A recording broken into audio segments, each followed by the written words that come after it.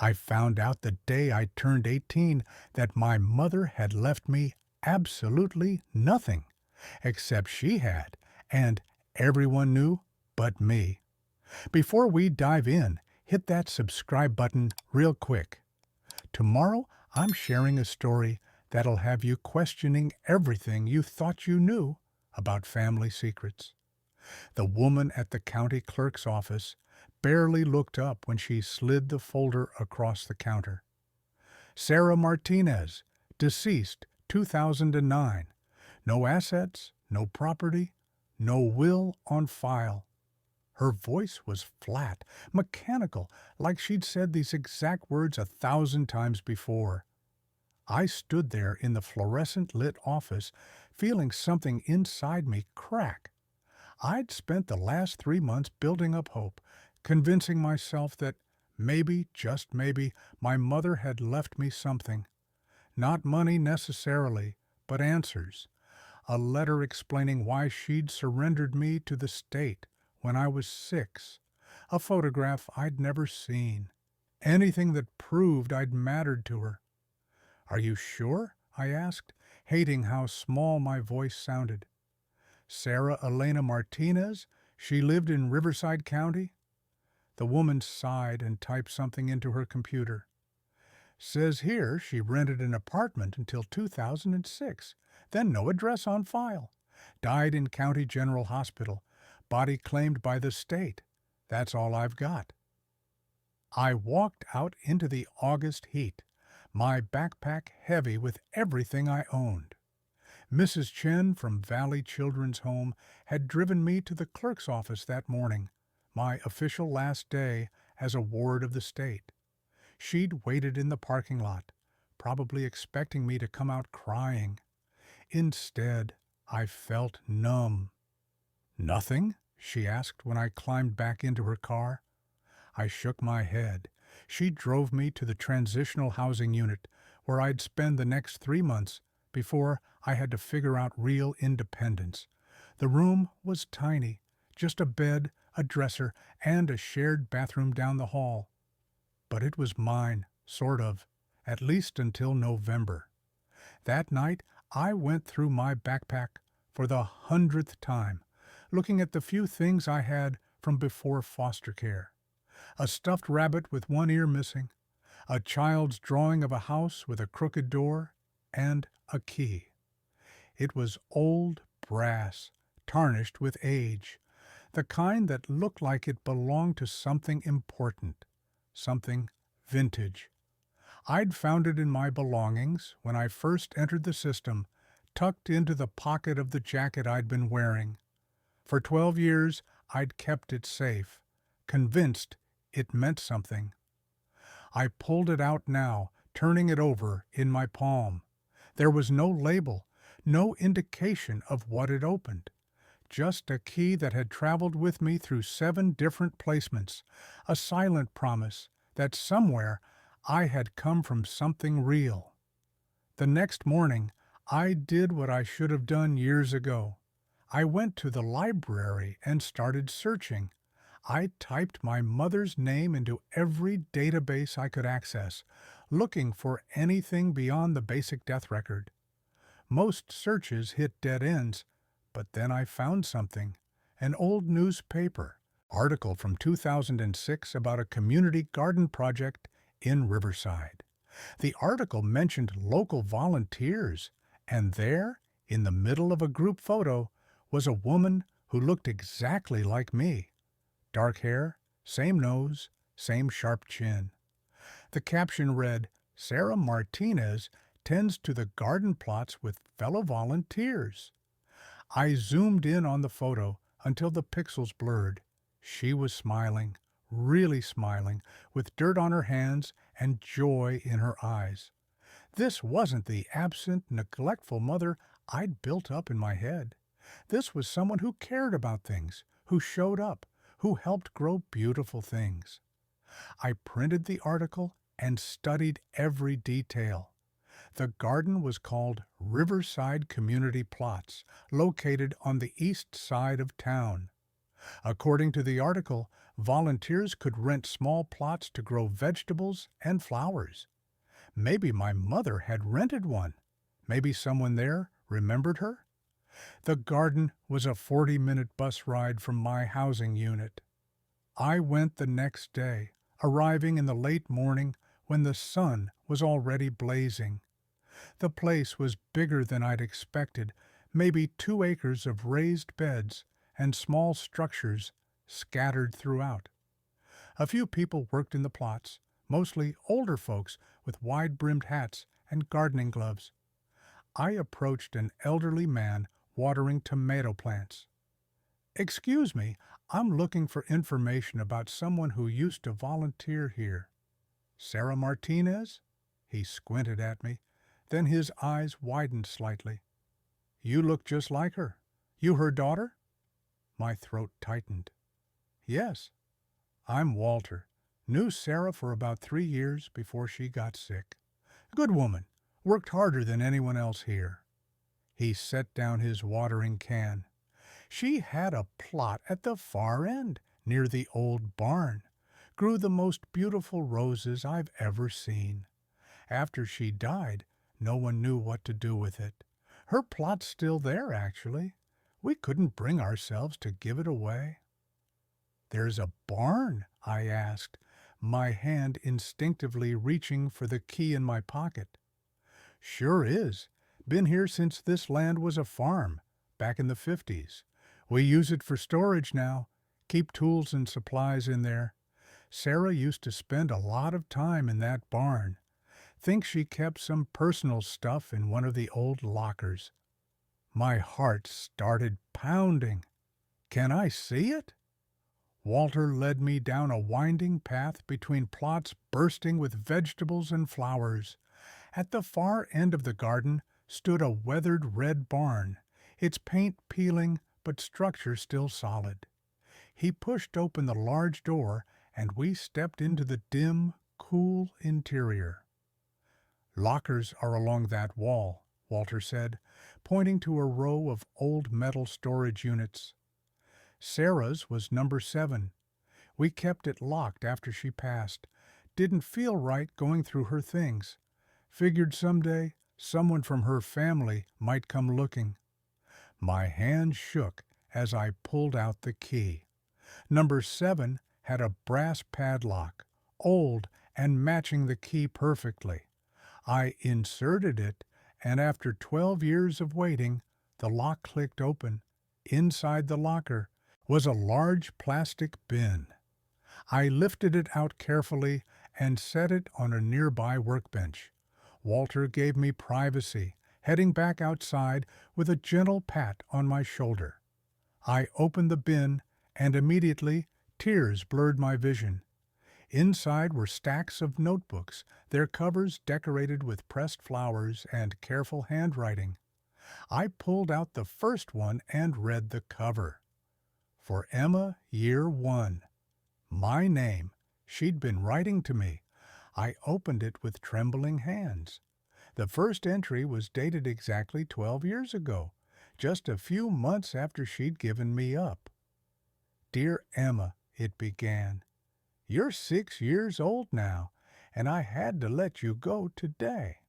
The social worker came and took you, and I stood at the window watching you leave. You kept looking back, waiting for me to change my mind, but I couldn't keep you, baby. Not like this." I kept reading, tears streaming down my face. My mother had been sick, diagnosed with late-stage cancer just months before. She had no family, no support system, and no way to care for me while going through treatment. She'd made the agonizing choice to surrender me to the state, hoping I'd find a good home while she fought to get better. "I'm going to beat this," she wrote, "and when I do, I'm coming for you. I'm going to get you back, and we're going to have the life we deserve. Until then, I'm writing everything down, all the things I want to tell you, all the love I can't show you right now. Someday, you'll read these and understand." But she hadn't beaten it. The notebooks chronicled 3 years of treatment, hope, setbacks, and ultimately acceptance. In the final notebook, dated 2009, her handwriting was shaky but determined. "Emma, I'm not going to make it. The cancer has spread everywhere, and the doctors say I have weeks, maybe days. I failed you in so many ways, but I need you to know that giving you up was the hardest thing I ever did. I did it because I loved you, not because I didn't. I wish I could leave you something more: money, property, security. But I have nothing except this garden plot, these notebooks, and a barn full of memories. I've been building something here, though, something I hope you'll find someday." The entry ended there, but at the bottom of the bin I found a sealed envelope with my name on it. Inside was a letter and another, smaller key. "Emma," the letter read, "if you're reading this, you found the first key. Good. That means you were brave enough to come looking. The second key opens a storage unit in Riverside. Unit 23 at Guardian Self-Storage on Oak Street. Inside, you'll find everything I managed to save for you. It's not much, but it's yours. The unit is paid for through 2030, so take your time. And Emma, please don't hate me for leaving. I fought as hard as I could to stay. What comes next is something I never saw coming. Stay with me and make sure you're subscribed." Guardian Self-Storage was a squat concrete building surrounded by chain-link fence. I showed the manager my ID and the key, and he led me to Unit 23 without question. "This one's been locked up for a while," he said. "Lady who rented it prepaid for like 20 years. Pretty unusual." He left me alone in front of the unit. I inserted the key and lifted the rolling door. Inside was a small, organized space, maybe 10 by 10 feet.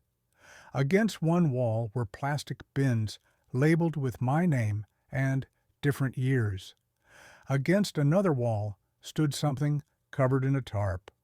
I walked to the bins first, opening them one by one. The first contained baby clothes, carefully folded and preserved. My mother had kept my first outfit, tiny shoes, a blanket embroidered with my name.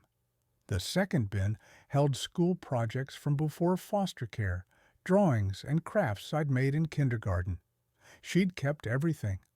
The third bin was filled with photo albums. I sat on the concrete floor and went through them slowly, watching my mother's life unfold in pictures.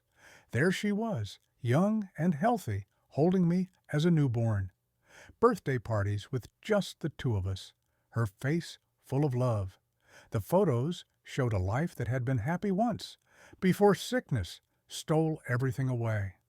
In the fourth bin, I found legal documents, medical records detailing her cancer diagnosis and treatment, bills she could never pay, and then a folder labeled Emma's Trust. I opened it, and my breath caught. Inside were bank statements for an account in my name. My mother had been depositing small amounts every month, sometimes just $20 or $30, from the time I was born until she got too sick to work. The account had grown over the years with interest. The current balance was $43,000. $43,000. The county clerk had said my mother left nothing, but she'd left me everything she had. I moved to the tarp-covered object and pulled it off. Underneath was the most beautiful wooden hope chest I'd ever seen, clearly handmade with intricate carvings of roses covering every surface. A note was taped to the top. "I built this for you in the garden workshop. Spent 2 years carving every flower. It's not perfect, but it's made with love. Inside is space for your dreams. Fill it with beautiful things, Emma. You deserve beauty." I opened the chest and found it empty except for one item at the bottom, a deed, property deed for the land where the community garden stood. My mother's name was on it. Confused, I pulled out my phone and called Walter. "The garden," I said when he answered. "Who owns it?" "Well, that's a complicated story," Walter said. "The land belonged to Sarah. She inherited it from an old friend who passed away. Sarah let the community use it for gardens, never charged anyone. When she died, we didn't know what would happen to it, but there was apparently a trust set up. The land would go to her next of kin when they came of age." "I'm her next of kin," I whispered. "Then the land is yours, Emma, all 2 acres, including the barn has been waiting for you this whole time." I sat in that storage unit for hours, surrounded by the evidence of my mother's love. She'd been sick and dying and struggling, but she'd planned for my future with every ounce of strength she had. The notebooks, so I'd know her. The money, so I'd have a start. The land, so I'd have a place to belong. The county clerk had been wrong. My mother had left me everything that mattered. Over the next few weeks, I moved into a corner of the barn while I figured out next steps. The garden community welcomed me immediately, thrilled that Sarah's daughter had finally come home. They shared stories about my mother I'd never known, how she'd helped elderly gardeners with heavy work, how she'd organized a program teaching kids about growing food, how she'd fought the city when they tried to buy the land for development, determined to keep it as green space for the community. "Your mother was a fighter," Walter told me one evening as we worked side by side in what had been her plot. The roses she'd planted were still there, overgrown but blooming. She fought for this place, for the people here, and she fought to make sure you'd be okay, even when she knew she wouldn't be around to see it. I used some of the trust money to fix up the barn, converting part of it into a small studio apartment. The rest of the building became a community workshop where I started teaching kids woodworking, inspired by the hope chest my mother had built. Turns out she'd taken classes at the Gardens Workshop, learning the skill during her treatment as a way to stay focused on the future. I found one of her instructors, a woman named Patricia, who remembered my mother well. "Sarah talked about you constantly," Patricia said when I met her at the garden. "She'd be carving those roses and telling us stories about you, what you liked to eat, how you laughed, your favorite color. She was so proud of you." "She gave me up," I said, the old hurt still present, even though I understood why now. "She gave you a chance," Patricia corrected gently. "She was dying and had no one to help. She could have kept you and let you watch her waste away, or she could make the hardest choice a mother can make. She chose your well-being over her own heart. That's not abandonment, Emma. That's sacrifice." I started reading the notebooks out loud to the roses in my mother's plot, working my way through 12 years of love letters. She'd written about her treatment, her fears, her hopes. She'd recorded memories of my early childhood, things I'd forgotten or been too young to remember. My first word, the song she sang to put me to sleep, the way I'd insisted on wearing my rain boots everywhere, even in summer. "You were so full of joy," she wrote in one entry. "Even when we had nothing, you found wonder in everything. A butterfly, a puddle, a perfectly round stone. I hope the world hasn't taken that from you. I hope you still see magic in small things." Reading those words in the garden she'd loved, surrounded by beauty she'd helped create, I felt something shift inside me. The anger I'd carried for 12 years began to dissolve. She hadn't left me nothing. She'd left me everything she was. The trust documents I found in the storage unit revealed more planning than I'd imagined. My mother had set up the account with automatic payments to Guardian Storage, ensuring the unit would stay paid for decades. She'd arranged with a lawyer to transfer the land deed to me when I turned 18, if I could be found. She'd even left instructions with the garden board to maintain her plot, hoping I'd someday come looking. She knew she was dying, the lawyer, Mr. Harrison, explained when I finally met with him. She came to my office in 2008, already very sick, and spent 3 hours making sure everything was legally protected. She had almost no money, but what she had went into that trust, she sold everything she owned, everything, to make sure you'd have something. Why didn't anyone tell me? I asked, fighting tears. The foster system, the county, someone should have known.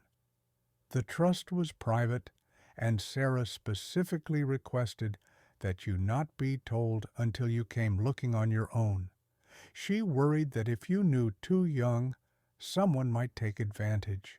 She wanted you to find her gifts when you were old enough to protect them. He paused. She also hoped you'd come looking because you wanted to know her, not because you knew there was money. 6 months after finding the key, I was living full-time in the barn apartment, managing the community garden and teaching woodworking to neighborhood kids. I'd enrolled in community college, studying horticulture and business management, using the trust money for tuition. The account still had over $35,000, enough to finish school and start something meaningful. Walter and the other longtime gardeners had become family. They taught me everything they knew about plants, soil, seasons, and patience. Patricia helped me set up a workshop program, donating tools and materials so kids could learn to create beautiful things with their hands, just like my mother had. I renovated my mother's rose plot, keeping her original plants but adding new varieties and building a small memorial bench beside them. On the bench, I mounted a plaque, Sarah Martinez, who grew beauty even in darkness. The notebooks became my most precious possession. I kept them in the hope chest, reading entries whenever I needed to feel close to her. In the final notebook, written just days before she died, my mother had included a letter addressed to my 18th birthday. Dear Emma, it began. If you're reading this, you're 18 now, an adult. I wish I could be there to see the woman you've become. I imagine you're strong because you've had to be. I hope you're kind because the world needs more kindness. And I pray you're happy, even though I know my absence has probably caused you pain. By now, you've found the notebooks, the trust, and the garden. You know that I fought to leave you something, even though I couldn't stay.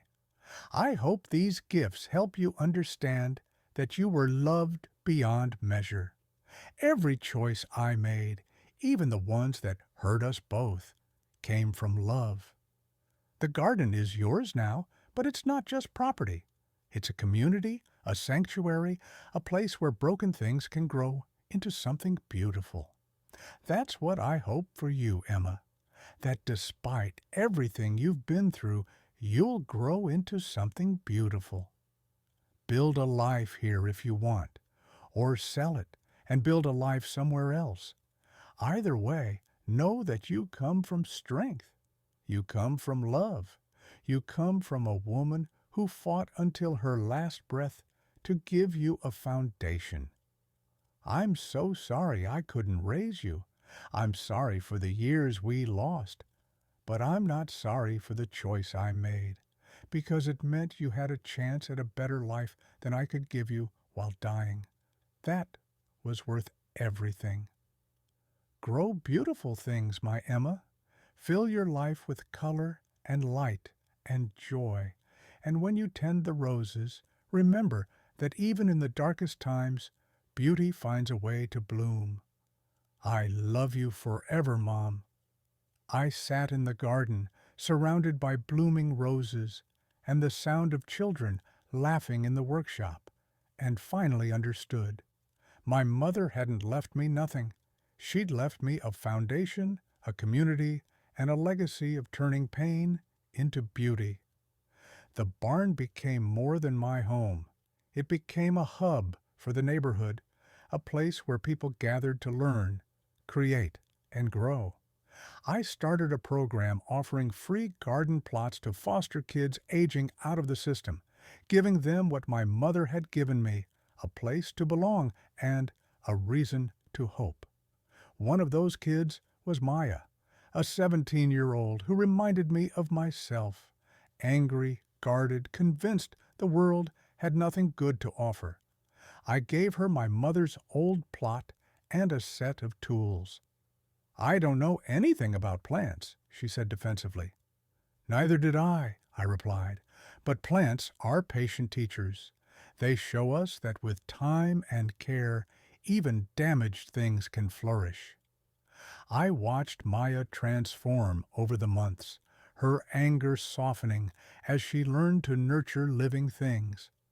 The roses my mother had planted 20 years ago bloomed for Maya too, proving that beauty can outlast pain, that love echoes forward through time.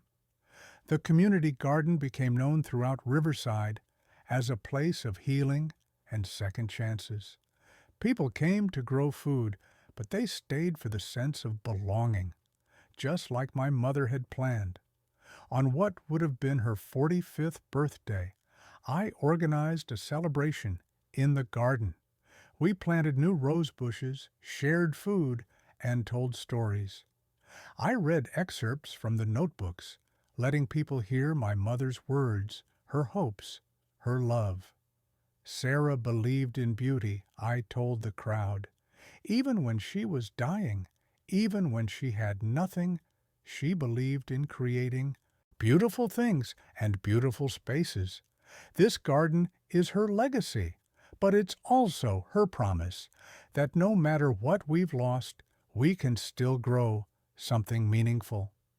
The trust money ran out eventually, but by then the garden was self-sustaining.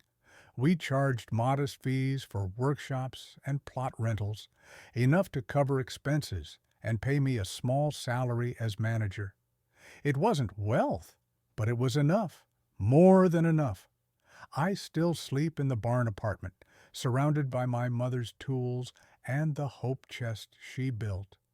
Some nights I open the chest and run my hands over the carved roses, imagining her fingers shaping the wood, pouring love into every curve and petal. The county clerk had been wrong about everything. My mother left me notebooks filled with love. She left me land that became sanctuary. She left me money that bought education and opportunity. She left me a community that became family. But most importantly, she left me proof that even when life strips everything away, love finds a way to survive.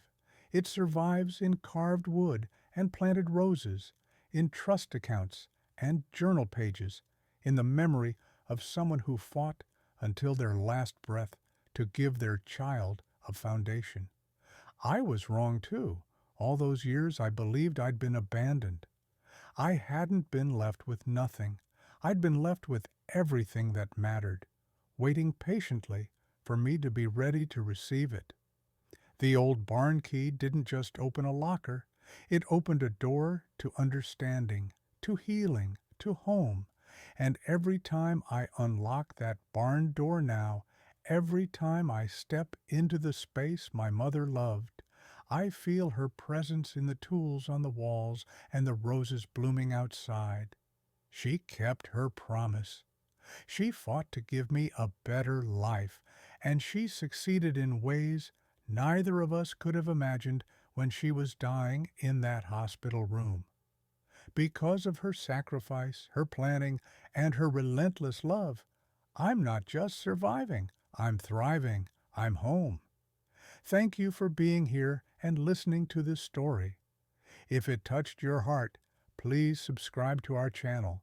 We share stories of hope, resilience, and the unexpected ways love survives. Drop a comment and tell me about a time someone's sacrifice changed your life, or how you discovered something that completely shifted how you saw your past. Your stories matter to this community. And before you go, check out one of the two incredible stories on your screen right now. Trust me, you won't want to miss them.